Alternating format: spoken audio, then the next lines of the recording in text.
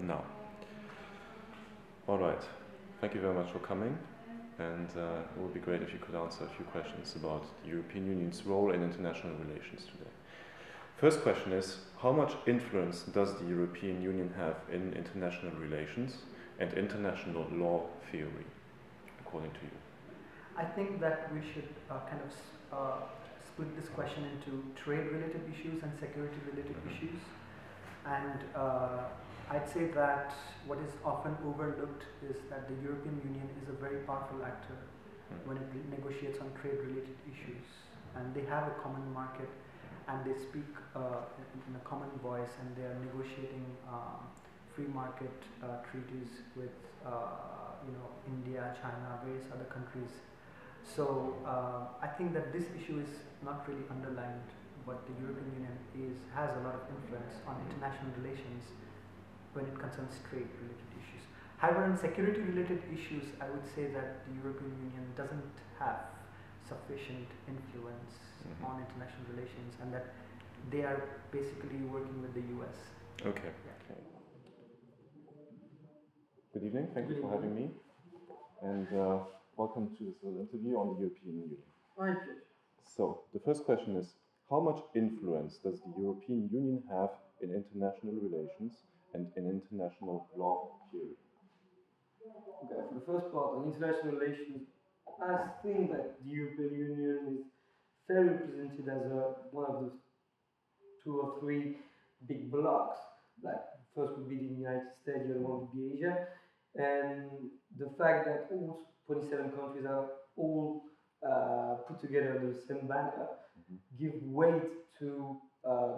average weight to countries that wouldn't exist on the international scene if they were on their own. Like Luxembourg. I guess, maybe Luxembourg. That wasn't what I was thinking about. No, sure, it's true. Yeah, that would be Bulgaria, would be the other one. The first one that comes to mind. So I guess that the European Union as a whole, like the idea of having such a big block of cosmopolitan nationalities and influence might be a mess at first, might be seen and perceived as a mess from the outside, but on the scale, on the international scale, I think it's fairly important. Great, thank you. Thanks for being here today. Nice to have you. Pleasure having you. And I'm going to ask you a couple of questions today about how you perceive the European Union as an international actor.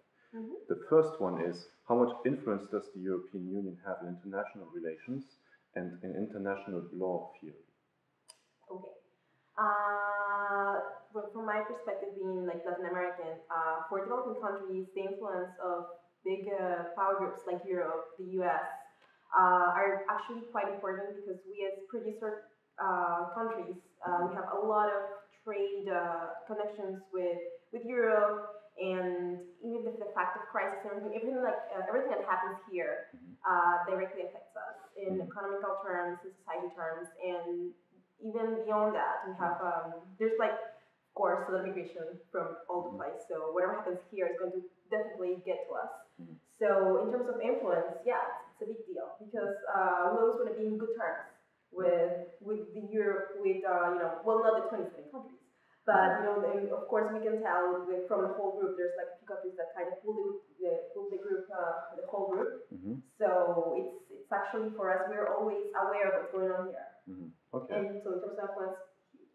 Okay, thank you so much. How then do you perceive the European Union's actorness on the global stage? How does it behave? I think the European Union is an emerging actor.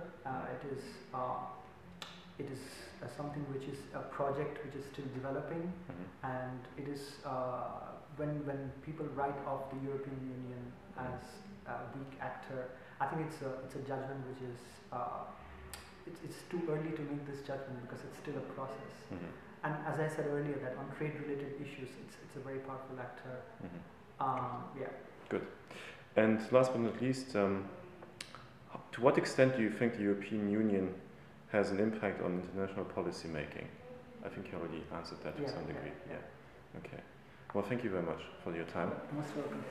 Thank you. The second question is, how do you perceive the European Union's actorness on the global stage? How does the European Union manifest itself? Well, the thing is, because you have to represent so many different viewpoints and sometimes antagonistic opinions on common issues that affect one another, that you might not realize it, but like let's take trade for instance. You have issues does imply connections that might not be um, easy to perceive on at first glance, but it still is.